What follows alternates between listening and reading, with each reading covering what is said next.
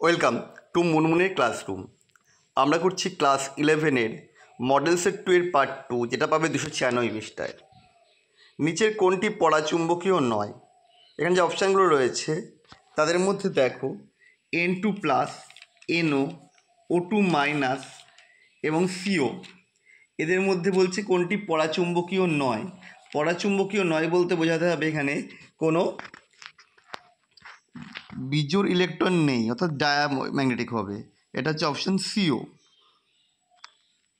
পরেরটা দেখো Ag ion পরমাণুর আয়নায়ন বিভব 19.6 × 10⁻⁻18 জুল এটিএম ইনভার্স হলে Li2+ আয়নের কত হবে? এটা হবে অপশান ডি। কিন্তু কীভাবে আসছে এটা আমাদের দেখতে হবে। দেখো Ag/Eli equal to Z² Ag/Z² Li। এবার মানগুলো সব বসিয়ে দিয়েছি, তাহলে Eli বেরিয়ে হচ্ছে অপশান ডি এরটা -4.41 × 10⁻17 জুল এটিএম ইনভার্স। নিচের কোন লেখচিত্রটি 3p ইলেকট্রনের অরীয় সম্ভাব্যতা ঘনত্ব নির্দেশ করে? এখানে দেখো বিভিন্ন গ্রাফ দেওয়া রয়েছে। 3p মানে দুটো হবে, নোটস হবে, মানে একটা নোটস হয় মাঝখানে, কারণ হচ্ছে হয়েছে 2p আছে, 2p আর 3p, সেই হিসেবে এটা যাবে অপশান সি। নিচের জলীয় দ্রবণে আয়নগুলির সচলতার সঠিক ক্রমটা নির্দেশ করে। জলীয় দ্রবণে যে পারমাণবিক ব্যাসার্ধ বা আয়নীয় ব্যাসার্ধ যার কত কম, তার সচলতাও তত কম হবে, কারণ জলীয় দ্রবণে হাইড্রেট হয়ে সেটা তত বেশি শক্তি লাভ করবে, মানে হাইড্রেট হয়ে থাকবে। এই কারণটা হয়ে যাবে অপশান বি। পরেরটা O2- এবং Mg2+ এর আয়নীয় ব্যাসার্ধের মান একই। এটা ভুল। O2- এবং Mg2+ উভয়ে সম ইলেকট্রন, সম্পূর্ণটাই সঠিক, কারণ দুজনের সমান ইলেকট্রন থাকলেও নিউক্লিয় চার্জ ভিন্ন হওয়ায় এদের আয়নীয় ব্যাসার্ধও ভিন্ন হবে।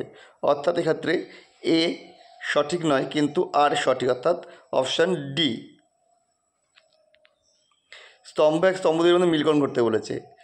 সমযোজী বন্ধনের ভিত্তিতে মানে কোনটাতে কি আসবে দেখা যাক। দেখো সমযোজী বন্ধন দৈর্ঘ্যের ভিত্তিতে পারমাণবিক ব্যাসার্ধ, এটা যাবে অপশান সি। গ্রুপের ওপর থেকে নিচে এই বাম থেকে ডানে ক্রমশ কমছে। ইলেকট্রন গ্রহণ এনথ্যালপি, এটা হয়ে যাবে অপশান ডি। তাহলে একেরটা সি, দুয়েরটা ডি, এটা হচ্ছে বি/ডি মধ্যে হতে পারে। আচ্ছা, লাস্ট তারপরটা হচ্ছে আয়ন নির্ভবন এনথ্যালপি, এটা হয়ে যাচ্ছে বি। তার মানে এটা হচ্ছে অপশান বি। নিচের কোনটি নিয়ে প্রদত্ত অক্সাইডগুলি ক্ষারকীয়তা বৃদ্ধির ক্রম নির্দেশ করে?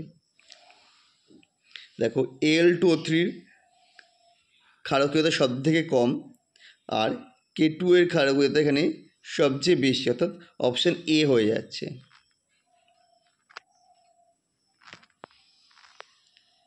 একই চাপ উষ্ণতায় হাইড্রোজেন গ্যাসের ব্যাপন হার, এই যৌগটার ব্যাপন হারের বলেছে 3√3 গুণ।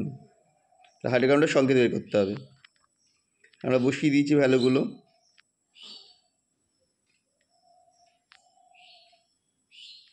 সমাধান করলে এটা আসছে এর মান 4, অপশান সি। জিঙ্ক, এটা হচ্ছে গ্রাহামের সূত্র দিয়ে আমরা করলাম। জিঙ্ক ব্লেন্ডের ন্যায় গঠন কাঠাযুক্ত বাইনারি Fx+By- কঠিনের By- কেলাস গঠন করে এবং A+ আয়নগুলি চতুস্থলকীয় ভাগের একই পজিশনে দখল করে। সংকেত কী হবে? তাহলে বি এর ধরলাম n, তাহলে চতুস্থলকীয় ভাগে 2n, তাহলে এর হবে কত? 2n এর 25%, মানে n/2, তাহলে A/B কত হবে? 1:2, তাহলে সেখান থেকে সংকেতটা AB2। 22 উচ্চ সপরিসর যৌগগুলি শর্টকি প্রদর্শন করে। অবশ্যই সঠিক, এটা শর্টকিতে সমান সংখ্যক ক্যাটায়ন ল্যাটিসে অনুপস্থিত থাকে, এটাও সঠিক, কিন্তু এর ব্যাখ্যার মানে আরটা এর কোনো সঠিক ব্যাখ্যা নয়। তার মানে হচ্ছে এ আর আর উভয় সঠিক, কিন্তু আর এর সঠিক ব্যাখ্যা অপশান বি। পরেরটা দেখো 1 মোল ভ্যান ডার ওয়ালস গ্যাসের জন্য B0 টি এর মান বলেছে 300 কেলভিন, পিভি বনাম 1/v এর লেখচিত্র আছে, লেখচিত্র দিয়ে দিয়েছে। তাহলে এখান থেকে আমায় গ্যাসটির ভ্যান ডের ওয়ালস ধ্রুবক এর মান বের করতে বলেছে। এখানে আমরা যেটা বের করেছিলাম এর মান হচ্ছে 1.5 ডি। কী করে এলো দেখে নাও। P plus A N square by V square into V minus N B equal to N R T. এক মোল মানে এন এর মান হয়ে যাবে 1 আর বি এর মান 0 বলে দিয়েছিল, সেটা বসিয়ে দেওয়া হলো। সমাধান করলে এটা আসছে PV plus A by V equal to R T. এবার দেখো পিভির মান যদি 21.6 হয় তাহলে 1/v এর মান হয়ে যাবে 2, সেটা বসিয়ে দিয়েছি। সমাধান করে যেটা আসছে এর মান হচ্ছে 1.5। নিচের বিবৃতিগুলি থেকে ভুলটি নির্বাচন করো। খাদ্য ধাতুগুলির আয়নায়ন এনথালপির মান শ্রেণীর ওপর থেকে নিচে হ্রাস পায়। খাদ্য ধাতুগুলির মধ্যে দ্রবণে লিথিয়ামের বিজারণ ক্ষমতা সর্বোচ্চ। খাদ্য ধাতুগুলি জলের সাথে বিক্রিয়ায় ধাতব হাইড্রক্সাইড গঠন করে। কেটুওতে পটাশিয়ামের জারণ হিসেবে প্লাস, এটা ভুল। কেটুওতে পটাশিয়ামের জারণ হচ্ছে +1, অর্থাৎ এটা হয়ে যাচ্ছে অপশান ডি। আমাদের ভিডিও তোমাদের কেমন লাগলো অবশ্যই কমেন্ট করে জানিও। আবার দেখা হবে নেক্সট ভিডিওতে।